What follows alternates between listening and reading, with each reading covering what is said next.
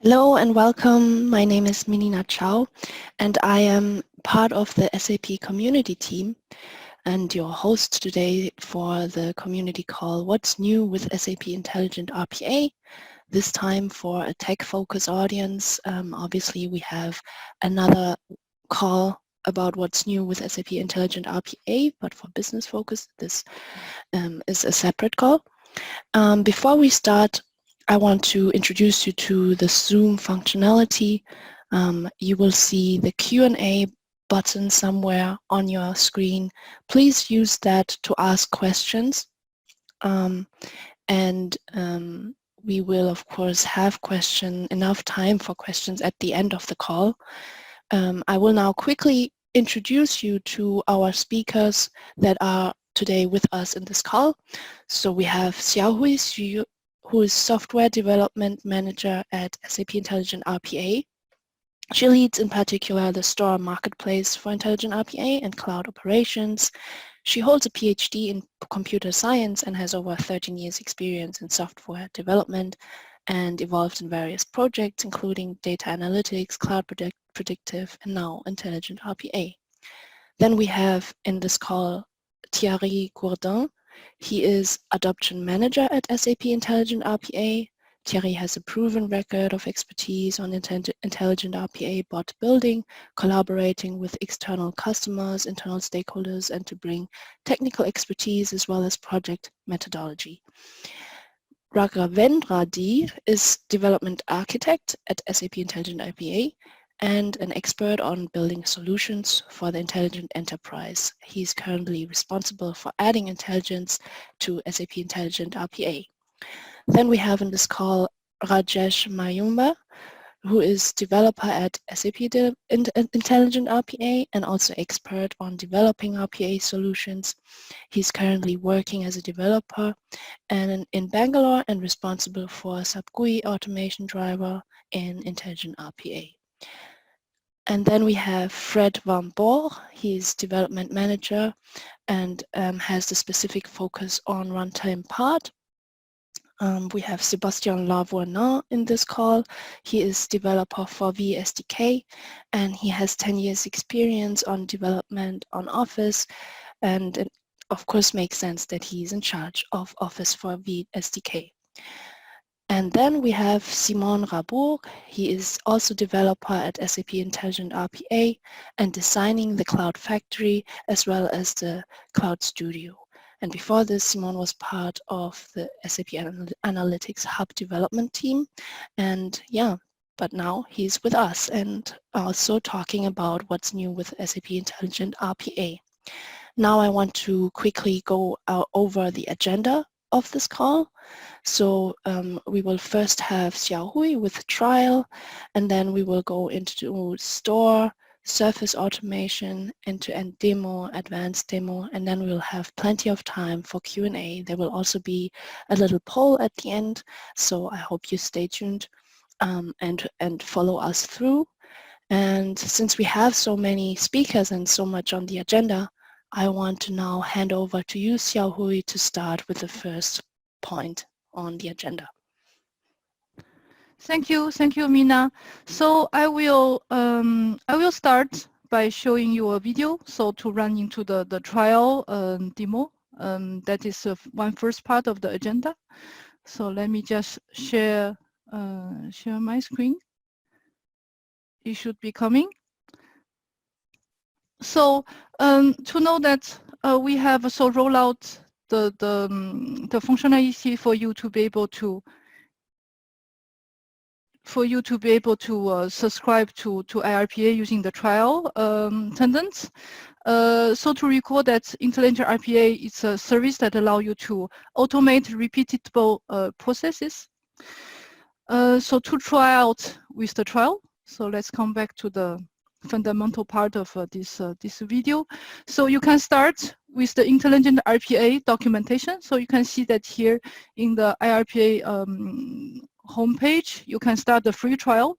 So this will then link you to the cloud platform trial pages where you can register for free because Intelligent RPA is a service of the SAP cloud platform. So it's part for then the SAP Cloud Platform trial services. To subscribe to the SAP Cloud Platform trial, you should then enter all your information if it's the first time for you to log on. And once you have obtained a user password, then you can log on to the SAP Cloud Platform.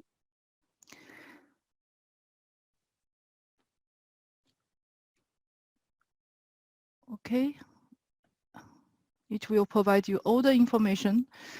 You enter your trial account, and you can see that here a global account and also a space has been opened for you.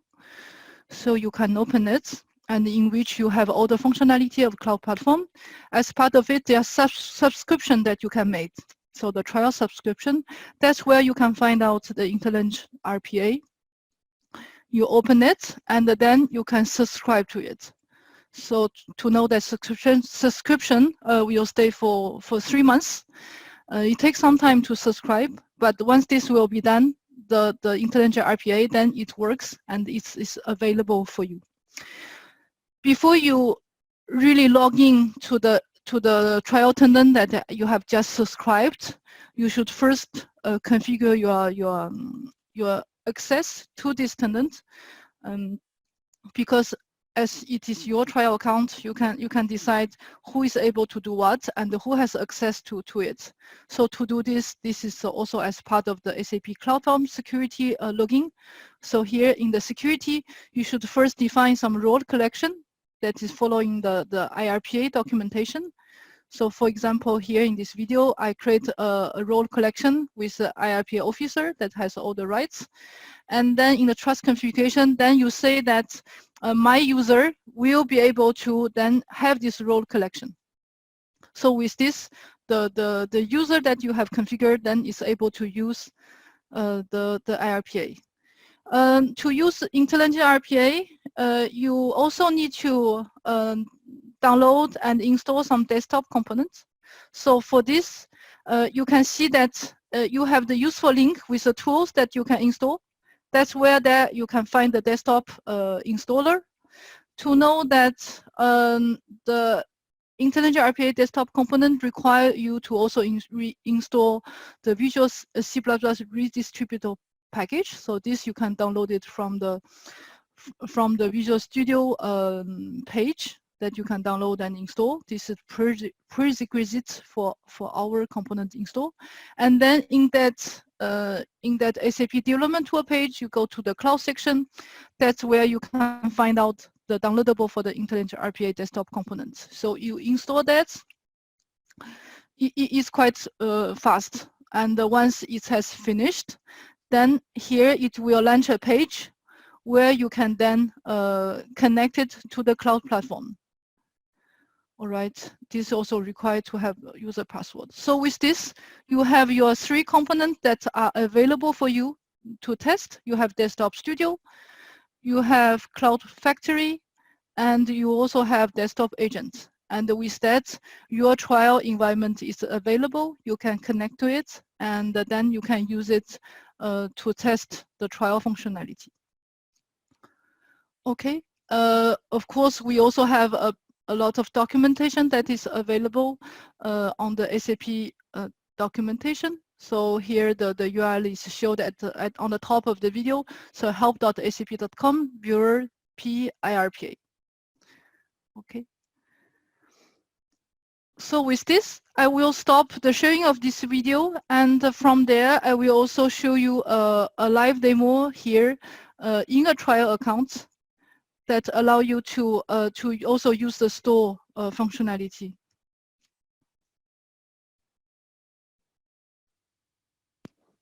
Okay, cool. Thank you, Xiaohui. And the next up in this presentation is you and Thierry, right? Yes. About store. Yeah, I will continue. Sure, Thank perfect. you, So here I show again my screen, but here I will do a live demo here because as in opposite to the trial, that the real subscription will take some time. That's why I choose to do a video. Here I can use a trial tenant that I have just created specifically for this presentation, and I will show you from here how to access to the store and how to use it. So here. It's a trial tenant that I have just created a few days ago, and you can see that once you log in, actually it can see as a continuation of my previous video. It is a trial account, and the trial account is limited. And you can see that in total we have 300 job run that is available, and we have run some tests just to check that everything works fine. You still have here in the homepage shows that you have a remaining 589 job run that is still available. So once you log into the Cloud Factory, it is very easy to find our store. You have now this new tab that is available. It gives you the catalog of the store and all the available content. There are two sub-tabs here that are available. You have Explore, you have Acquisition. So let's first just go to the Explore. It gives you already the catalog. You can see there are different tiles that show you all the available packages. You can scroll on it, of course, and when you are at the end of the page, then we'll extend it, so you can continue. You can also search for it. You have the search bar. So, for example, if I search for purchase, of course, if I type the right word, and then you have all the content that will show up in relation with the purchase. So you can go whatever that is available, and then you can come back. You also have on the left-hand side some facets that allow you to filter on it. So you have a category, line of business, and the industry that are here available with the number of the related content that is here. So all this categorization are based on the SAP standard taxonomy. So it means that if you use some application and you already know that to which category, line of business or industry SAP has classified them, then you can just click on them and then to know where they are. So for example, here, if I click on finance, then I see I have currently 2 packages that are in relation with the finance. Okay. You can go into each detail of the detail of each package to learn more from it. So, for example, here I'm in the package of a supplier down payment request. You can see that who is the author who published it. So here is from S4HANA, and when it has been published, you have a very short summary of it, but you also have a more detailed description with also link to the SAP notes. You have the content of this package. So for here, for example, you know what are the scenario that is available, what's the desktop package, and also there are a bunch of other files, like there's a test script. They also have some documentation and the desktop archive file that allow you to download. You also have text and also, of course, all the categorization and etc. that is available. Tags allow you to navigate between packages. So for example, here for this package, you can see that it has 4 different tags. If you click on it, then you go to all the other packages that also have the same tag. So for example, if you click on it, you can see I come to another package here that also have the Excel tag because I have clicked on it. So to get a package, it is very easy. So here in the store, you can see that you can browse in the catalog. You can see what's all the description of the package, but you cannot yet use the package. So to use the package, you need to first get it into your trial tenant or into your tenant, and then that's the moment that you can start use it. So to get a package into your tenant, you just need to here click on the Get Package button, and you can potentially change the name that you want to have into your environment. And once this is done, here is how you are directed to the acquisition page of the list of the acquisition you already made. So sometimes you need to refresh to get updated status, but you can see here in the package that I just triggered the acquisition, it is successful. You cannot get the same package twice because once this is there, it is there. So that's why that sometimes you might have a failure because this package already exists. So this is also shown here in this page that I'm showing you. So once a package is it is there in your environment, then you can see it in your package tab. So here you can see that here we have already acquired 2 different packages.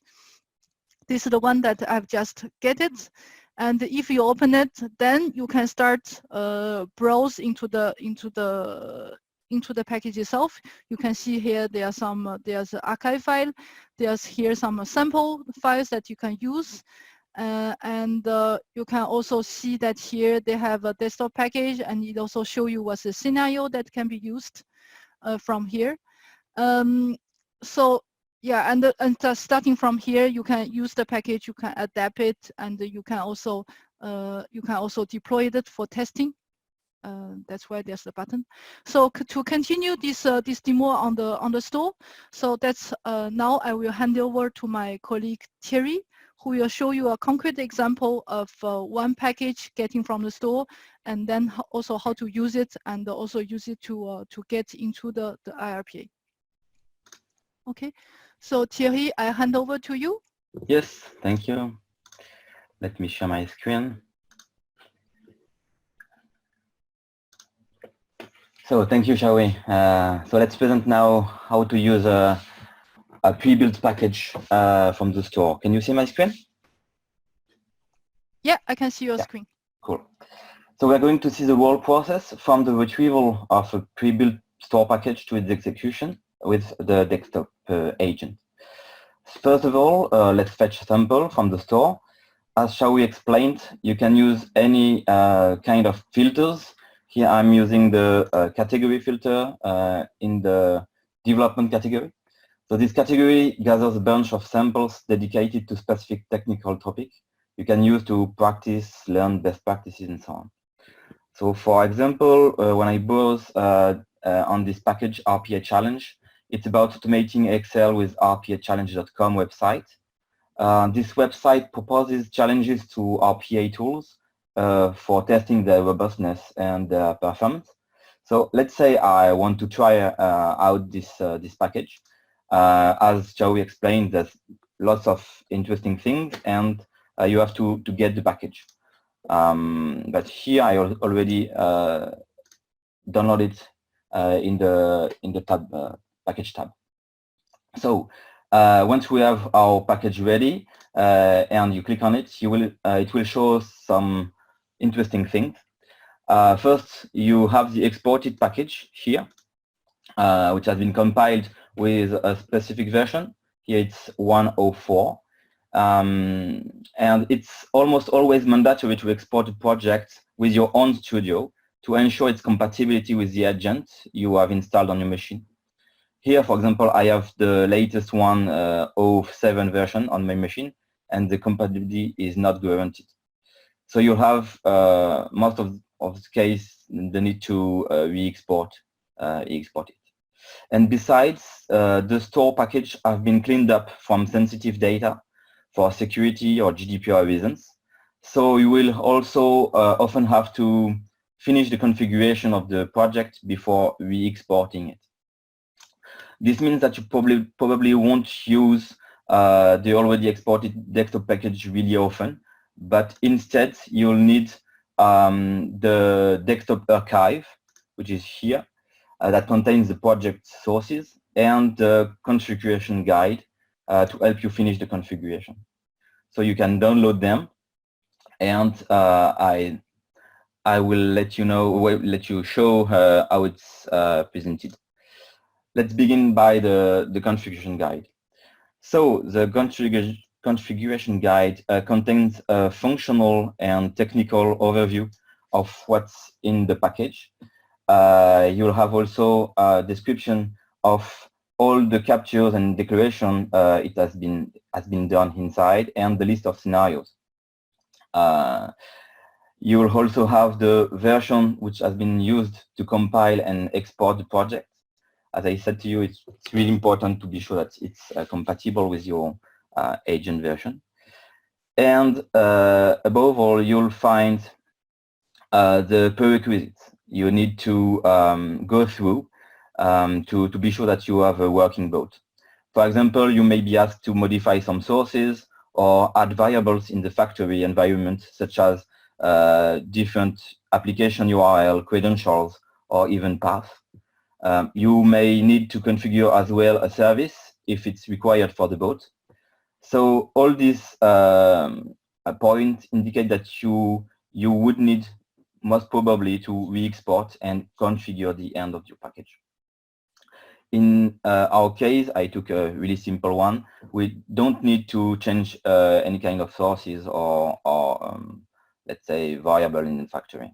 But still, we need to configure our boat with our product version. So let's open the project. And by the way, it's time to sometimes you may want to dig into the project to see how it has been built, especially with this kind of configuration using Excel and websites. So here, of course, you have all the declaration we needed to execute the boat, and then we have 3 different scenarios. The first one, which is the main, will start a sub-scenario for opening the website and downloading the Excel. Then it will grab all the data from the Excel file and hand over to a new sub-scenario, which name is SC Challenge, to loop over the data and fill in the forms. So once everything's okay, it's of course recommended to test the project locally in debug mode, what we are going to do.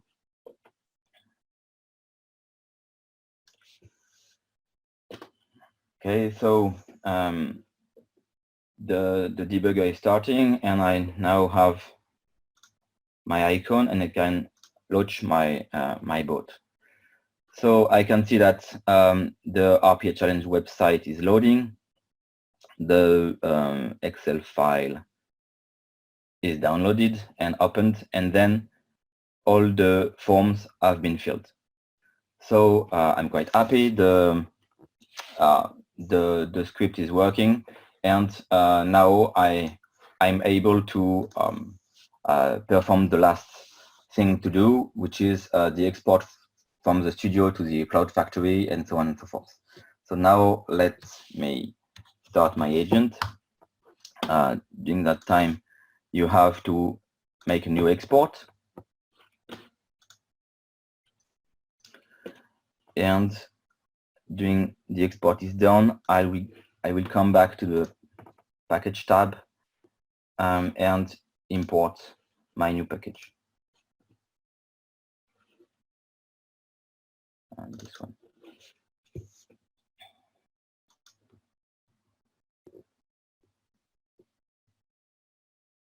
So when it's created, I have to deploy it on my environment. I click on deploy, and once it's deployed, yeah, just take a few seconds. You can create whatever trigger you want. Here, I want to create an attended one. We are Wednesday, let's say here on this time slot, and it's created. Now I have a trigger for attended, which points to my local machine, and I need to wait for the package to be downloaded. So during that time, let me wrap up what is important to remember when you want to use a package from the store. 2 things. So you need to retrieve the project sources and re-export your package with your studio to ensure compatibility between agent and package. And second thing, the configuration guide is your friend, let's say. It will explain you all requirements to fulfill in order to have a working boat. So I'm still waiting for my package to come. Sometimes it takes a bit of time.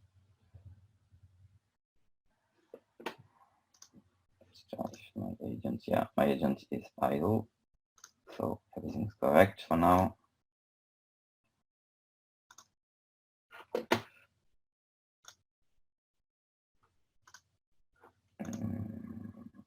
Oh, yeah, great.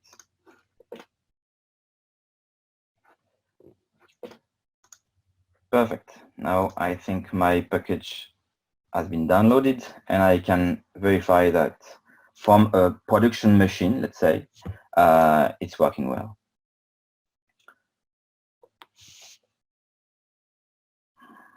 So still the website is opening, the Excel file has been grabbed and the forms have been filled in. So that's it for the demo. Over to you, Menina, to introduce a new feature. Yes, thank you. Thanks for your demos. The next topic is Surface Automation by Raghavendra. Okay. Okay, thank you, Menina. Let me share my screen.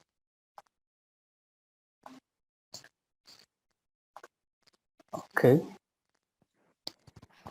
Yeah. So first I'll talk about what surface automation is all about, and then we'll see what's new for the latest release under surface automation, and then we see a live demo.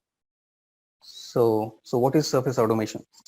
So as you might already know that SAP Intelligent RPA provides you the underlying infrastructure to interact natively with certain type of applications. For example, if you want to automate Windows applications, we have Windows connectors where you can directly natively interact with the applications and build your bot. Similarly, if you want to build automation with a web application, then we have web connectors. But occasionally you may want to interact or build bots with a legacy application, for example, where there is no underlying connector within RPA. So how do you automate such an application? So in such cases, what makes sense is to grab visuals of the UI and then do OCR, then try to understand what the texts mean, and then try to interact with the application as if it appears as if we are natively interacting with the application itself. Not only that, you may have cases like where you are interacting with usual applications, but in a virtual environment, like in a Citrix environment, where you do not have access to install agent, for example. So yeah, so in that case, we can use surface automation to build bots. And service automation is already available since 1910 release. So there are quite a few minor technical improvements that we have done for 2002. But if I have to talk about a major release, then it has to be template matching. So what exactly is template matching?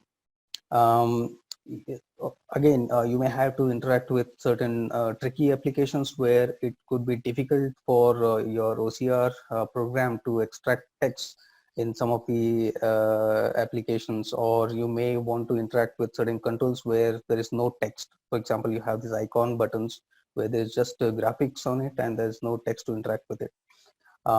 So template matching helps you to identify those areas as zones, and then uses traditional computer vision to match those set of pixels at runtime, and yeah, and then you don't have to rely on text or anything like that. You directly interact with those controls as if we are natively trying to identify those controls. And yeah, You can also use the template matching to increase bot stability. Because typically what happens is we use labeled by feature to identify certain random zones for example for icon buttons. And what happens is that if in case you get into a fluid layout, then there's a chance that the target zone may drift apart, making it difficult for the bot to run successfully. So in this case, it doesn't matter where that set of pattern that we decide occurs. Template matching will take care of identifying such a pattern on the UI and then identify it. We'll see how that looks like in the demo. So let me switch to the studio here. This is my sample application. This is a UI automation type of bot where I'm interacting with Windows CRM application. It's a Windows application. We can very well use Windows Connector to interact with it, but for the demo's sake, I'm using the Surface Automation to do OCR on the screens and then try to understand how I can read labels and text, and then click on buttons, etc. So here in this demo, what I'll do is I'll try to input some random data here and then read first name and last name using OCR. And also I have this one particular control, which is tab 2. This is a new zone type, which is this is the new control zone type called template. This is a new feature as part of the latest release. So what happens is although I'm using this template on this tab 2 text here, it is text, which is not a very good use of template match demo for in this case, but just to show that it doesn't matter what you choose on the screen, as long as the set of pixels match, you can define such a zone and try to identify the same during runtime. You can see there's tab 1, tab 2, tab 3. There's minor difference between these, but you will still be able to identify tab 2 correctly. So let me execute the bot.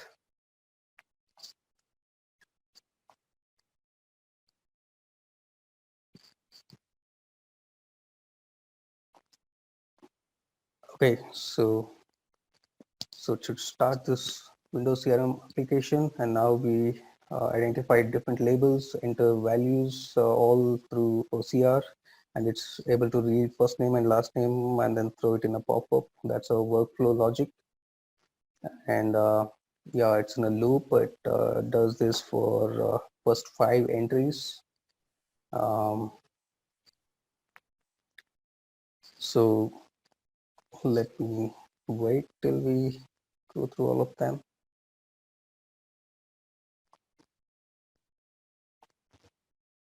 Okay, yeah, sometimes it has trouble clearing it. So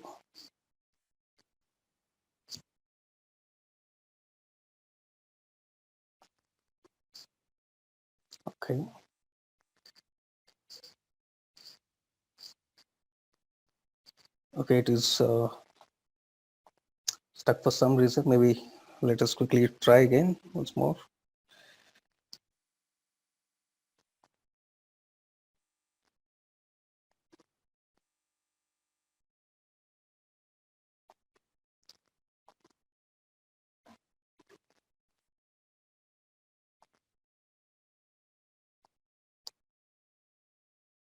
So yeah, it should again read first few entries using OCR, and then it just mentions what it reads via first name and last name in the pop-up. Let me just quickly go through that. Okay.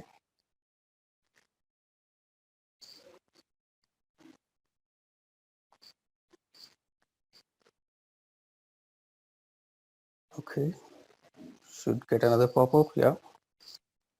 One more, I guess. Okay, so now you see it has clicked on tab 2. So the tab 2 was identified using template matching. So you can imagine it can be an icon button or a logo or anything that you would like to interact with your application. So hope that was clear from the demo. And yeah, that's it from my side. Cool, thank you very much. Yes, now we have a more extended demo for a longer period of time. Now I want to hand over to Rajesh, Sebastian and Fred, showing end-to-end demo. Thank you.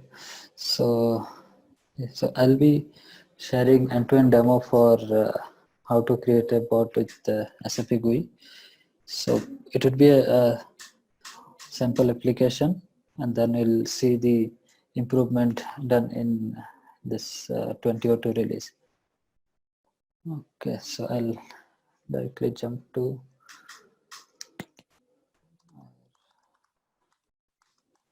okay.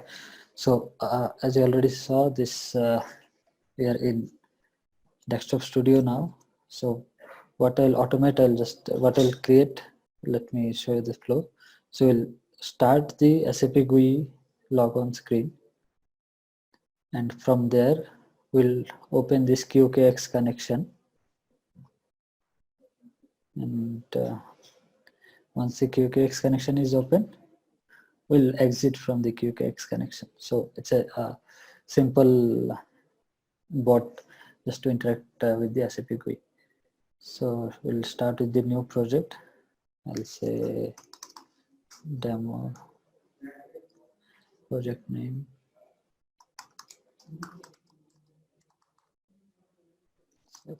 SAP GUI. So given the details required, now what we need is so our application project is created. In this project, we need to add applications. So for SAP GUI, things to be noted is we'll have to start with UI automation. Once we start with UI automation, as subpart we get SAP GUI. So I'll open the first page to capture. So we'll capture this as an application. As of now, we are adding the application. You see, you can already see the list here. In the list, you can see that SAP Logon 750 is listed. We capture that for the application. So the first step is to add the application. I have added SAP Logon 750 as the application. Now we'll start capturing pages. So there's two ways to capture a page. We can simply choose a technology from here and refresh or like list all the pages available for that technology, or you can specifically go to the page which you want to capture and say control hover on that page. We'll get an outline like this. And then we say capture the page. So this is our first page. So next page, what we need to capture is our QKX connection. So we'll capture this page also. So from the application, I right click and say capture a new page. Go to the page and do control hover.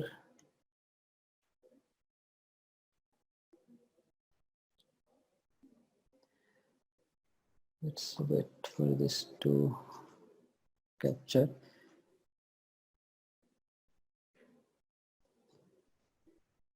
Okay. Let's try this now. So we can, the other approach which I talked about is this, we can choose technology and list the pages available. So I can see that this page is available for capture within SAP GUI. We do the capture. So I think this zoom control interfered with the control hover. This I did not work for the control hover. So it's a chance for me to show the second option also. Okay, we'll wait for this to be captured and then we'll move to the other page.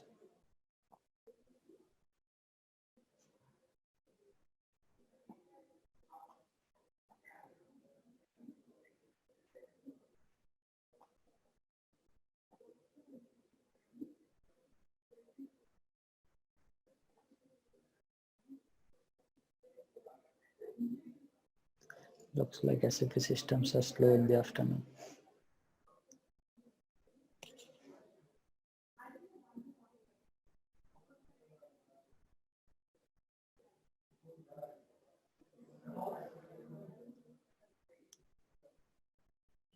Be done in a minute now.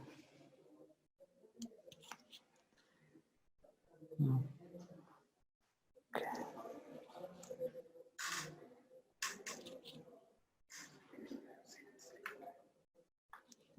So yeah, it's done. So we have captured 2 of our pages. So the next step is we'll click on, once you click on exit, there is one more pop-up which you also need to be captured. So from the application, I'll say capture one more page. On this pop-up, I'll do a control hover. See, the pop-up is selected. Now I capture this pop-up. Okay. So I have captured all the required pages. So see, all these pages are showing red because we have not given any identifier to those pages. So what I'll do is I'll start from the first page. I'll say that for this page, if the name is SAP GUI 750, that should be the identifier for the page. And in that page, so in a page, you need to create item wherein we want to interact. So here we want to interact with the QKX. So we double click on the QKX and you see a item has been created. So I'll move on to the next page. I'll give them the identifier for that. And here we'll interact with the exit button. There is one more way to create an item. You can right click and say associate to a new item. So if you notice for these items, the criteria is automatically getting selected. So this feature is called smart criteria. So it was there from the initial release, but there are few improvements here that I'll talk later. So I forgot to add the page, so text, okay. So my page captures are done. So these are my pages which I require.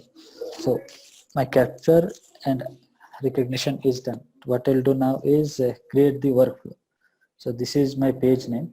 If I right click, you can see a new workflow, say demo, save it.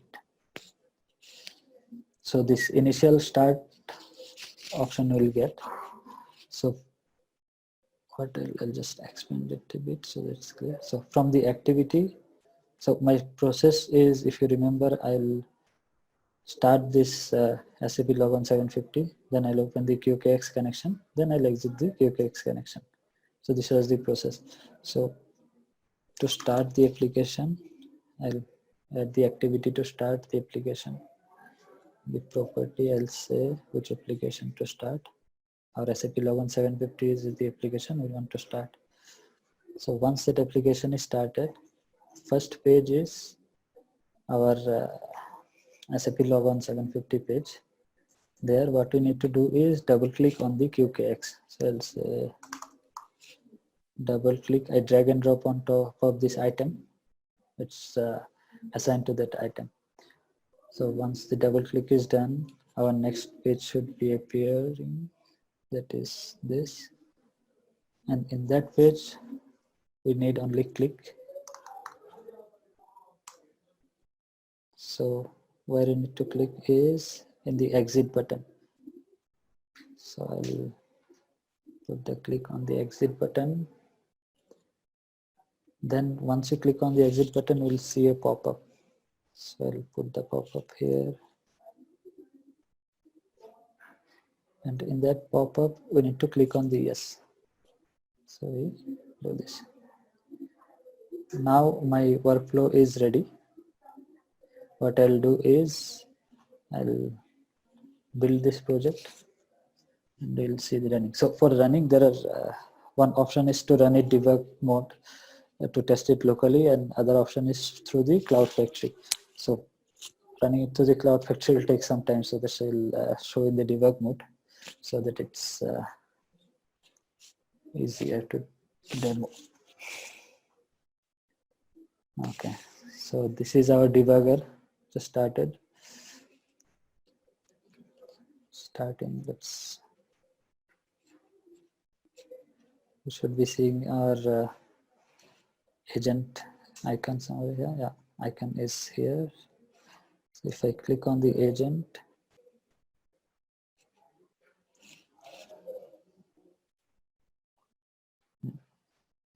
we see our workflow name, which we given as demo.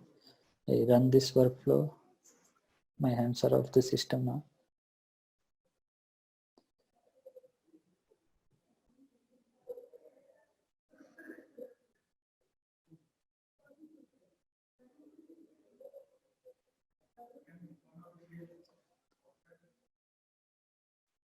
Yeah, it's starting the SAP GUI application. So I'm showing this demo on a very low powered VM. So this is also one more reason for this being a bit slow. Yeah, so this is the end-to-end demo for the SAP GUI.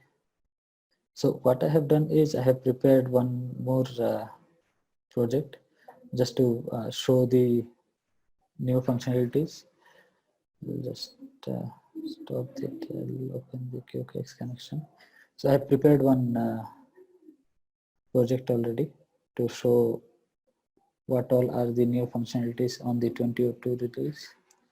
I'll just quickly go through this. So out of these, like there are a good number of improvement in the SAP GUI in 2002 release. I'll just show a few handful of them. So you see, I already have a project with multiple pages captured and with my items created. So I'll just delete this item maybe to show you. So I was talking about the smart criteria, right? So it was there from the earlier, but there are few control which were not supported in the smart criteria, which are say you can say bit of a hybrid control. Those are like ALB grid button and all those things are a custom control. Now those you see, if I add an item for this item has been created and smart criteria is working. So before 2002, this for this type of button for SAP GUI control toolbar button, the smart criteria was not there. So now that is also added. So I'll move to the next improvement in the design time. So next improvement is in the 2002 release. So we have added a good number of activity throughout the technology. So to organize it better, what we have done is we have grouped it based on the control. So if you see, I'll show only the SAP GUI part here. Now you have a group for control type. So for GUI control tree, you have the activity inside a GUI control tree subfolder in the activity, and same goes for GUI session. So these things are grouped now. Even for UFA and other technologies, you have grouped with activities. So this is the improvement on the activity grouping, and there are few new activities also, like good number of activities added in 2002 to make the board development easier. Okay, so this was the design time upgrade. I'll just run this again as a debug in the debug mode to show you the updates done, further updates done. So I'll just a short note, I'll show it in the debug mode to save time, and the new features are spread over multiple controls and multiple pages, so we'll not be able to show it properly if we create a bot. So I'll be showing directly from the debugger window. So the method which I am using here, the method name and the activity name are more or less similar. So I'll share the activity name where you can find the activities from the document later, but just for timing, we'll show it from here. So what I'll do is there are new activities for the GUI status bar message. I'll show those activities now first. So if I run the first line in the output, you see we get the entire message. This was there earlier before 2002. Now what we have done is we have added few more methods like the type of the message. So with that you can get either it's a success message or a failure or warning. So there are few more like this. I'll not go into everything. So next feature is the navigation within the SAP GUI. So as you know, for navigation to go into any transaction code in SAP GUI, we need to set our transaction here in this T code field, and then you need to click on a execute button or enter. So it's a 2-3 steps process. Instead, what you've done in some theme, we saw that this tick button is not there. So to simplify all those, we have given a new activity called start transaction. Inside the start transaction, we can simply give the transaction where you want to go, and it should navigate to the transaction. Now from any transaction to come back to the main page or the home page, we can call the end transaction. So for those two also we have the activity. So in the meantime, I'll go and show you the activity for these two. So what we have triggered now is, if you see, this is the end transaction and there is the start transaction. So whatever I'm showing in the debugger, for everything the transactions are activities are there. Just yeah. So the next control I'll show is the SAP GUI tree control.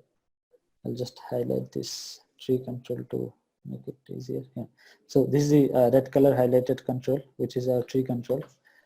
What I'll try to automate here is inside of is owner. So this is one node. So if you want to right click and select some menu of this node, or if you want to double click, how can we do that? We can see that. So let's see that. So to click on a node or to right click and select some menu from the node, we need the node key. So there are two ways to get the node key. One is through the text. We can mention the text of the node and we'll get the node key. One is path. So 2231 is if you start from the beginning, from the favorites is 1, then the SAP menu is the 2. Next level again 1, 2, and next level workplace 1, telephone 2, and then appointment 3, and then owner is 1. So this is the path. So I'll just execute in one of these, not both. So say we get the key for that. I just copied that key. I'll paste it over. Yeah, same. So once you get the key, you can interact with that node.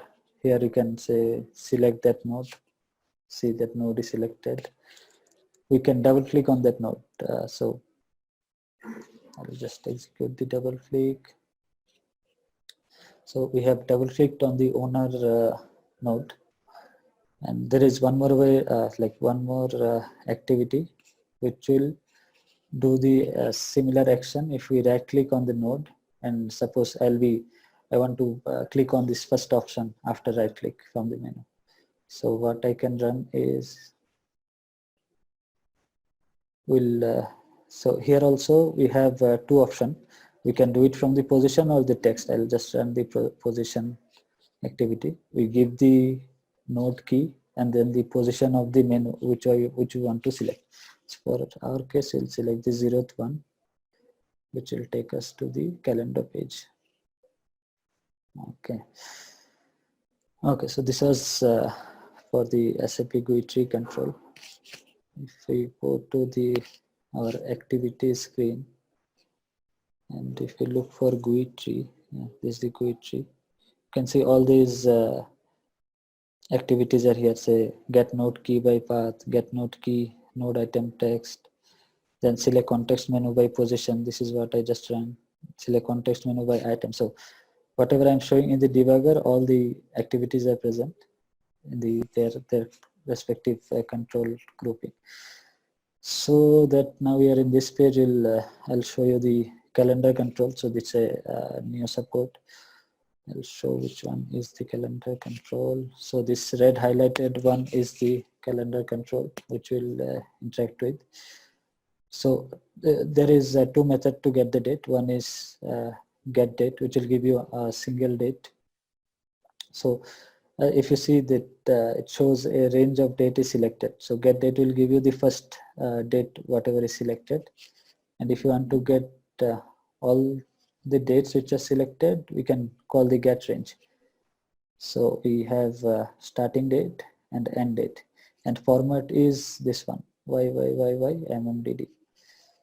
Similarly, we can select a date. If in the similar format, we just need to pass that 2002 March, it's 0501 is what we have selected, and we can select the entire month also with the range. So this is a particular upgrade for the calendar control. Now to show the next upgrade, I'll just go to the page where that control is available. Just give me a second.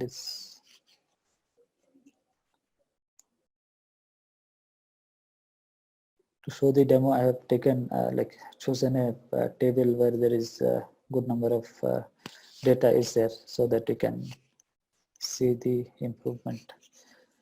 So if you see this table, I have captured this table, and one use case for this table could be we need all the data for a cell for all the rows. So suppose for name, we want to get all the names whichever there in this table visible. So to get that, in the design time, what we do is from the page, is the page, we can create item for the name, and we can grip the criteria with occurs. So similarly, we have done for currency. So I'll show only the currency part. So this is one item which refers to the currency, and if you see, the criteria is only text. So for the similar control, I have created one more item with the criteria name. So the performance update we have done is if you select name or ID as a criteria, it would be good number of faster than the all the other criteria. So it would be, it's more of a best practice that you select name and ID, name or ID, if it is feasible for that control. So I'll so this line which I have commented is the item which has the text. I'll not run it, it will take good amount of time. What I'll do is I'll run it which has the name as a criteria. Let me just resize and place it so that you can see it highlighting. Okay, so this is the currency cell we need to highlight. So I have clicked on the execute. It's yeah. So Rajesh, yeah, just want to remind you to wrap up in a few minutes, yeah, sure. if okay. Sure. Thanks. Yeah. So yeah, so this was the performance update. If we have done it with the criteria text, it would have taken like at least 3 to 4 times more longer. So again, in the table control, we have other improvement like scrolling to the next page, previous page. We can select row. We can get all the row which are visible. We can. I'll just run one command which gives us all the columns name. If you see, we get the columns name. So similarly, there are new methods for the table control. As I'm overshooting, I'll just wrap up with this session control. So we have added few more method for the session type. What you can get from here is you can see the session number on which session we are in, and then the user which has logged in, and the connection name or the system name. So we are logged into QKX.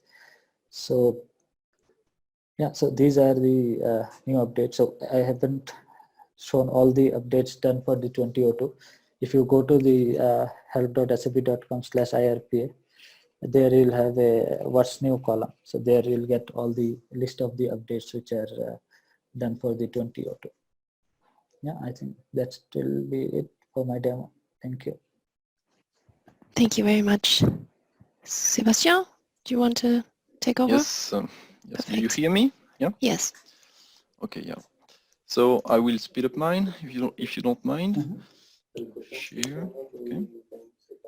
So we prepare one slide, but I propose to skip it, okay? So I have already prepared a project in order to use our new feature, which is to create appointments based on Outlook. So first of all, what is new? In Excel, we have organized the activities. Now it's better organized than before, so it should be easier to use for you. And in Outlook, we have now activities, account, appointment, meeting, and store. So we have provided a lot in appointment section. We have a context. So I don't want to take time now to explain what is the context.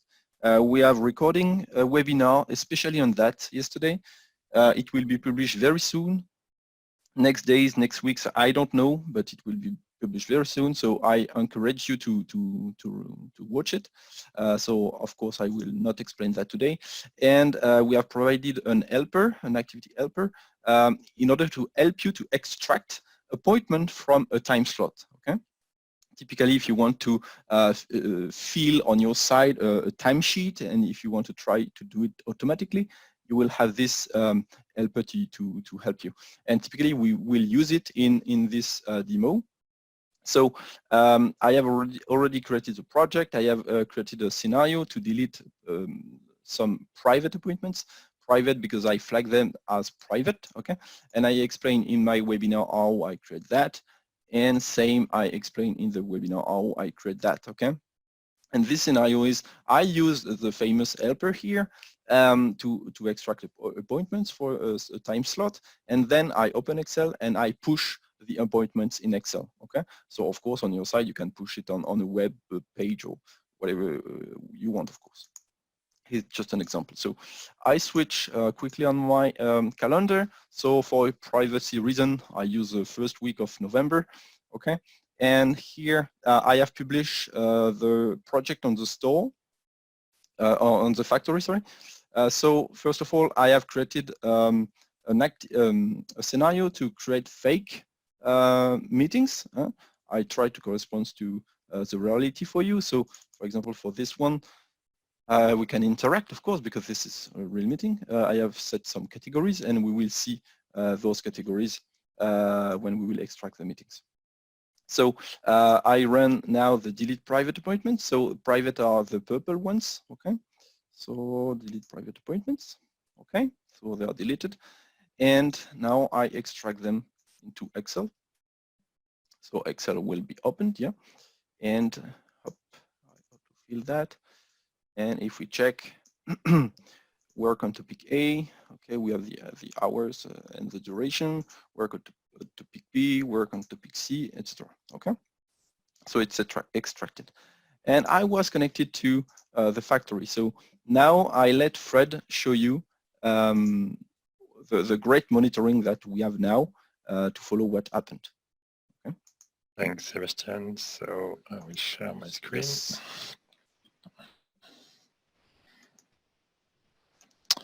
There we go. So here we are in the factory. So what we added in 2002 is, in terms of monitoring, is a couple of new capability. So first of all, just to look at the deployment used by Sebastian. So you can see that. I think we don't see your screen, Fred. Oh, we don't see my screen. Okay, it's better now. Yes, it's really better. Okay, sorry. So sorry about that. So I was on the home page, so I see the number of agents connected and what are the activity on the factory. So if I go to deployment, I can see the project used by Sebastian for his demo, and the project has been sent as added to his machine. So what we added in 2002 in terms of monitoring. So the first things we added is if you go to the agent tab, for instance, you can see all the current agent, and you can see that this one is mine and this one is the agent of Sebastian. If you click on the agent, you get an history about all the communication between the factory and the agent. So this is extremely useful to understand what's going on. So sometimes people were asking, okay, how many projects are available on this agent? So here you can see that on agent of Sebastian, he has 2 projects and he executed the configured calendar weeks. So that's something which is extremely useful. You can also download the traces as an Excel file. So this is a CSV. And what you can do also, sorry, I'm connecting, so I don't know what's going on, sorry. What you can see also, so I was on the event tab, you can click on job executed, and you have also an opportunity to see the job executed, the scenario executed on the agenda by Sebastian. So that's the first addition we did in 2002. The second addition is that some customer ask us to centralize, I will say, some kind of abnormal information. So we have now a log tab where you can see some information or some error happening in your system. So once again, you can download the information as a CSV. So that's basically the key addition we did to the traditional monitoring. Those tasks remain the same, of course. So for people who are not familiar, you can filter down on a specific environment. You can filter down on a specific package, for instance. And of course, on a specific machine, if you want to filter down your list, and you can play with the calendar to filter down the information. So that's basically the new addition for the monitoring capability. The second part of what we added in 2002, so as explained, the centralized log. What he did also is we manage the authorization at the environment level. So that's something completely new. So we can assign some privilege to the environment, and of course the privilege will be inherited. So the trigger and the deployment will inherit their right from the environment. So that's what I will show you in a couple of seconds. What is important is just to understand the key privilege we are used by the environment. So the first one is the read privilege. So basically you are able to list the environment and the corresponding job. Something which is a little bit more powerful is the edit privilege. So you get the read capability plus the capability to modify the environment and to manage the variable, except the hierarchy variable, because the agent management remain the scope of the officer. And the last one is manage, which is the most powerful privilege, which is the combination of the two other one, plus the capability to share your environment with some of your team member. And the role which is now dedicated to that is what we call the project member. And project member has been also revisited for this release. So let's start to use this capability. So before that, I would like to show you. So I created a second.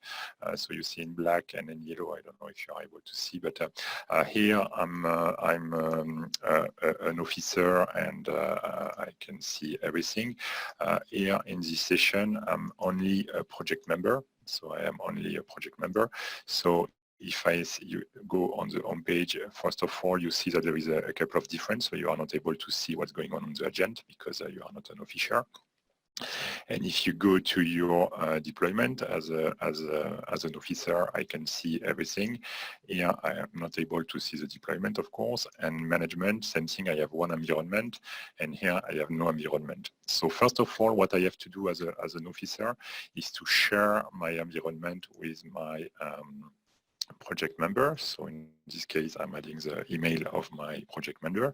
And as I said, you can just read, edit, or manage the environment. So in my case, I want to give him the right to edit the environment. So now you can see that myself and the project member have an access to this environment. If I refresh my page,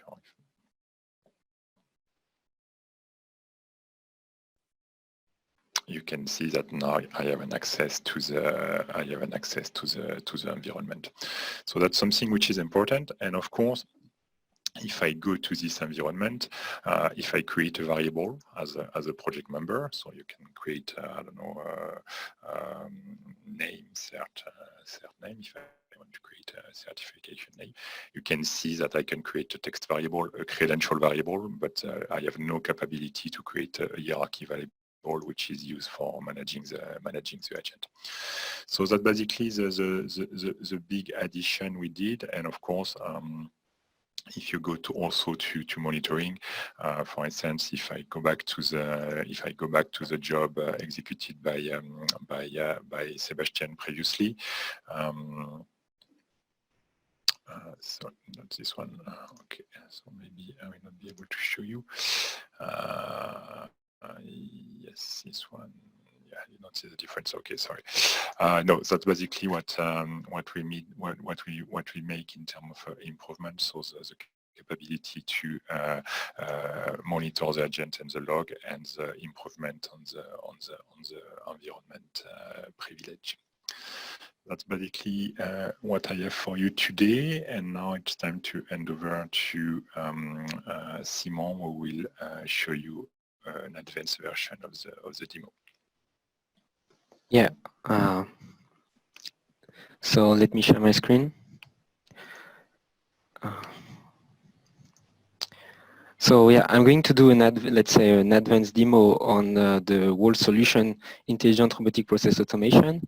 So what I'm going to show is how to leverage the design of the desktop studio, the different cloud studio skills, and the launch and monitoring features into one scenario. And this scenario is that we have a list of equipments associated to a person. And we want to analyze if each one of these equipments, and we want to decide for every equipment if it is eligible for replacement or not. And in the case it will be eligible for replacement, we'll send an alert, a notification to the user using the Cloud Studio user task. Okay, so I'm directly going to show the demo. So here I'm in the desktop studio, and I will just open the project, the scenario I have designed. So this is very simple scenario that has just one step, and display the list of equipments that are eligible for replacement. So for that we use a data structure that is an array of equipments, and an equipment is an object containing different fields such as name, type, and the age of the equipment. So you can see in the properties here that we are using the equipments as inputs of this scenario and also as output, but this scenario in fact will just return the eligible ones in the output. So then you can see in the code that is the only step of my scenario that I'm just triggering the eligibility scenario, and this scenario is just showing up a pop-up here, and this pop-up, in fact, is displaying all the equipments we gave as input. So it retrieves here the equipment from the inputs of the scenario, and by a simple, very simple computation, we display the equipment that are eligible for replacement in green, and the one that are not in red. Okay. And so you can see also that we store that the equipments that are eligible for replacement in a specific data structure that will be sent back in the outputs of the scenario. So we would be able to leverage it from the Cloud Studio. So now I will just export the project. So I will just take version 2.1 because I have already an existing version. So what we will do next while waiting for the export is that we will import this package in a Cloud Studio project, and we will start to build skills and other artifacts for our flow execution. So now that I have well exported the project, I can go on the Cloud Studio. I will just create the project that I will name eligibility project. So first thing here is that we're going to import the desktop package previously generated. And just take the 2.1 version and import it here.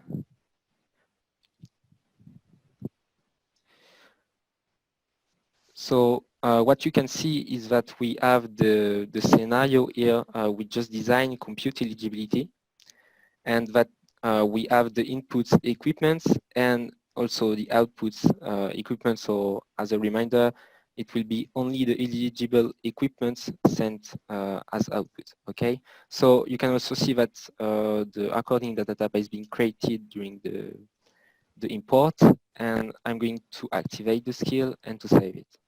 And now for the needs of my scenario, I'm going to create another data type that is person. And I'm going to describe this data type. So we can say that person has a first name, a name as well. A name is a required property. This will provide some additional capabilities of, to validate the data, the input data in the triggers. A person has also an age, that is a number, an email address that will be required as well, and a role that is an enumeration. So that's new capabilities coming in 2002, required an enumeration constraint. So enumeration, that's just an additional check that your field just contain a value that is defined in a set of predefined values. And most important thing here for person, we assigned a list of equipments because when the data of a person will be provided, we will also have his equipment associated that will be provided with the data, with the input data. So then I will create the user task to alert the user, and this will take as input an equipment, because it will display for this equipment that it is eligible for replacement. And I will also put in input the email address so we can reach the user we want to notify. And in the subject, I will just put some random data, and in the description, we're going to tell that the user task alerts if an equipment is eligible or not. So this is like a notification. And in the recipient, I just put the email of the user we want to reach. Okay. So here I'm going to put two labels. The first one will take the variable equipment.name. So if I type E, I will see every field of equipment, every subfield of equipment that are available. Okay. And in the second label, I will put the constant is eligible for replacement. So during execution time, the user will see the equipment name. So for example, iPhone 8 is eligible for replacement. So now that I have my form to notify the user, so yeah, just let me add the approve button so we can still go on the execution flow. Then I save the user task, and then next step will be to create the process to orchestrate everything and to gather every artifact we just designed. So first thing in the process is that it will be executed, and it will handle person data. So we'll give the person as input. And then we'll drag and drop the scenario we designed on Desktop Studio, that is compute eligibility, and the user task alert to alert the user. So the first scenario test take as input a list of equipments. So we're going to provide the equipments associated to the person we have. So if I type E, I will see the person.equipments.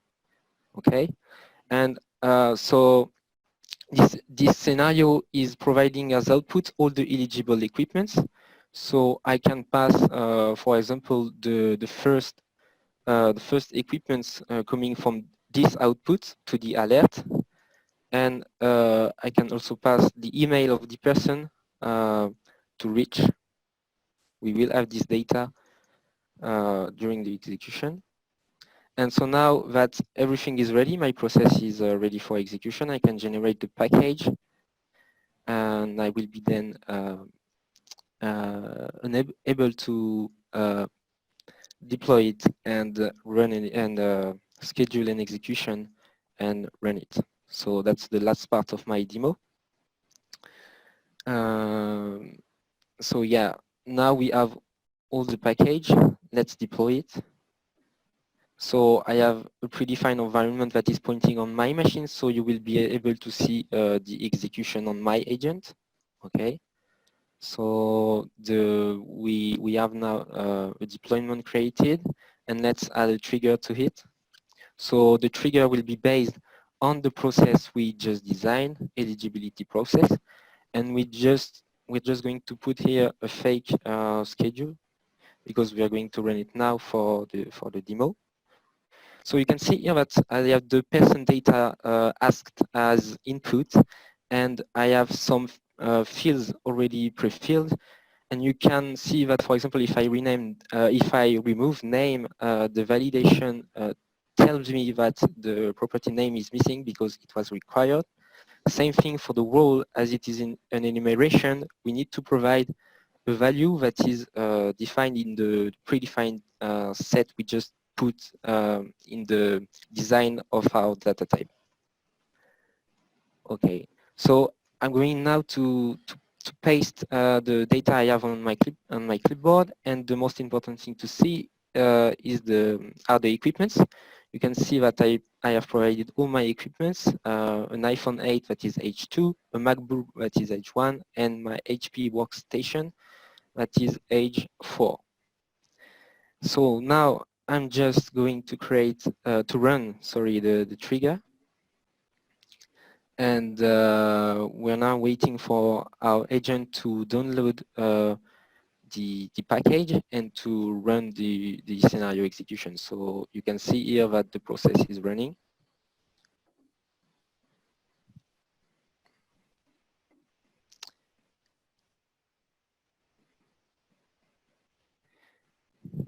So let's just wait a bit. You can see here that we are downloading the package, extracting it.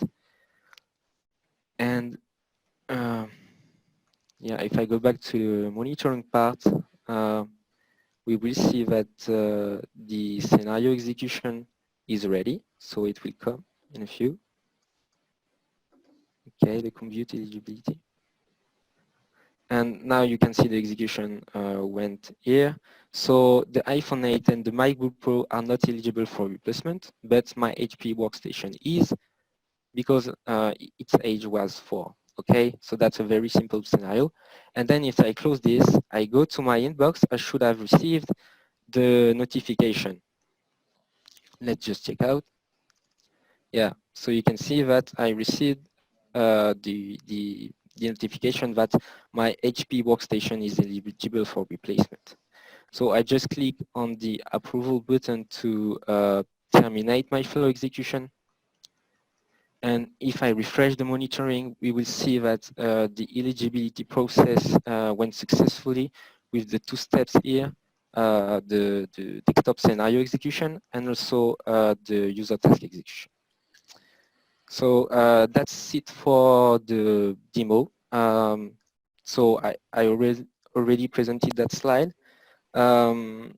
If you have questions about this demo or all the demos you see today, feel free please to post them on the SAP Community page you have here. And most important thing, don't forget to use the tag SAP Intelligent Robotic Process Automation tag. Yeah, and yeah, I hand over to you, Milena, for the Q&A part if there is still some time missing.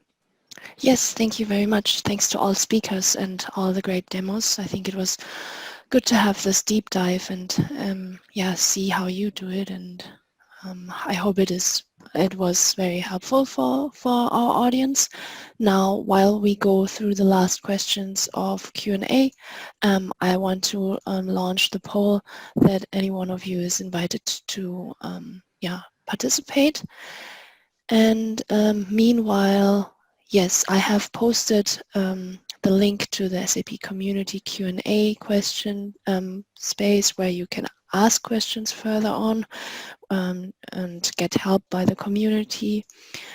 Also, there are blog posts that you can read, and of course there's this one community topic page where you can gain all information, getting started, resources, tutorials, and everything. This is what I will also share in the chat, but also in the description of this recording once it's uploaded. Again, we have an SAP community calls page where you can see previous and upcoming community calls, and also where we will have the presentation and recordings shared. But now with the last minutes we have, I would like to maybe go over the last questions that we have open. So let me start to read it out. One from Najendra: I am struggling in screen capture process. If you could share exact steps for it. Does anyone of you want to take this question for now? If you think it's maybe deserves a lot of time to have a detailed answer for this, then I recommend that we also publish this in the community, so that, I mean, depending on how you feel like you want to reply to this answer right now. Okay, so I can put some point here. So the question is not specific on which technology or what, but in general in IRPA, to capture a screen, there are two methods. One is control hover on that page, which will automatically detect even the technology of that page. And one more is select the technology by yourself and list from the list of pages, you select one. So I think if you review the video of this call, the screen capture is there in SAP GUI demo. So it would be, yeah, so. Okay, cool. So then I assume you answered the question live. Balbir is asking, now he has created a bot, but his second bot will be, let's say, 70% similar to the first one. It would be quicker to copy the bot and then adjust. It's more a statement, maybe right or wrong, or? That's correct. Yeah, okay, good. Correct. I also answered to the previous question of Balbia. So I think we can have this discussion outside. But yeah, in fact, you can reuse some declaration parts and even workflows, but that needs, let's say, low-level manual actions for now. And in the coming versions, we are working on making this easier. Okay, thank you. Then one of the questions that frequently came up in customer meetings is how RPA is better than UiPath. Is there any convincing point or sales pitch in comparison between two technologies?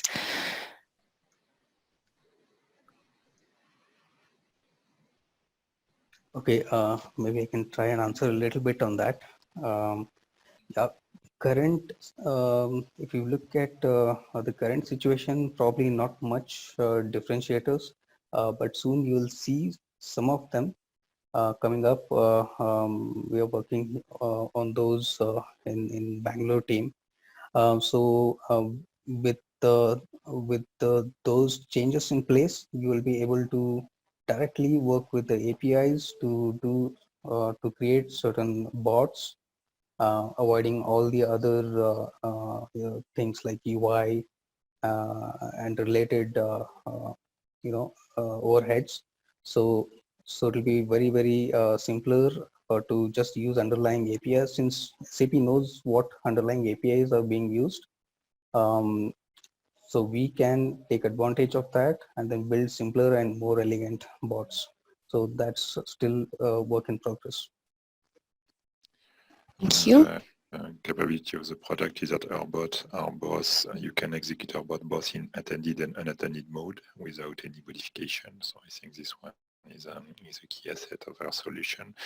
And maybe another point which is important for you is that, of course, we are part of SAP and we are improving all the integration with SAP technology. So this means that we are improving for each release, and the demo today shows the improvement we did for SAP GUI, for instance, but it's extended to any kind of other integration with UI5, Concur, SuccessFactors, all the other solutions we have in SAP. And finally, we are also working with deep integration with our dashboarding solution and, for instance, SAP Analytical Cloud. So this means that you will see more and more deep integration between IRPA and those other SAP solutions. Okay. Thank you for your answer, Fred.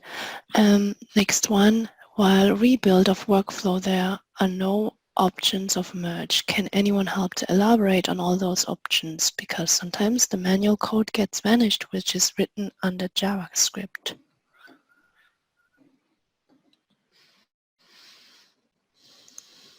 Kind of strange. We should probably get deeper into it. You have normally an option to insert a merge tool inside the Desktop Studio. That what you are explaining does not happen. So we should get this question for our support to dig into it. Because there's no explanation why you would lose your JavaScript development inside the studio. Yeah, just assure you that you have already configured a merge tool inside the studio. That's the first thing. And if it's the case, perhaps come back to me and we'll dig into it. Mm-hmm. Okay. In general, I would say if you have issues or questions that need, further help by the experts, again, it's good to post them in the community under Q&A with the tag SAP Intelligent RPA. Now, just a real quick question, since we are over time, I don't want to hold up on the speakers and you attendees with this call. Yeah, I would say, do you have, I'm asking the speakers now, do you want to take the time and answer the questions now live, or do you want to take them separately offline?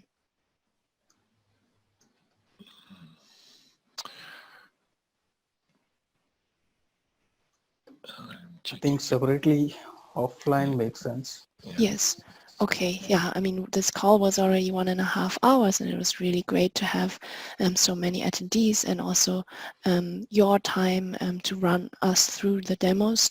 Now that we have a few more questions open, I would propose that we take them offline, and we can get back to you whether it will be in a collected blog post where we maybe have a summary of this call with the leftover questions that are in here now, or in a different way, but we'll definitely get back to the questions.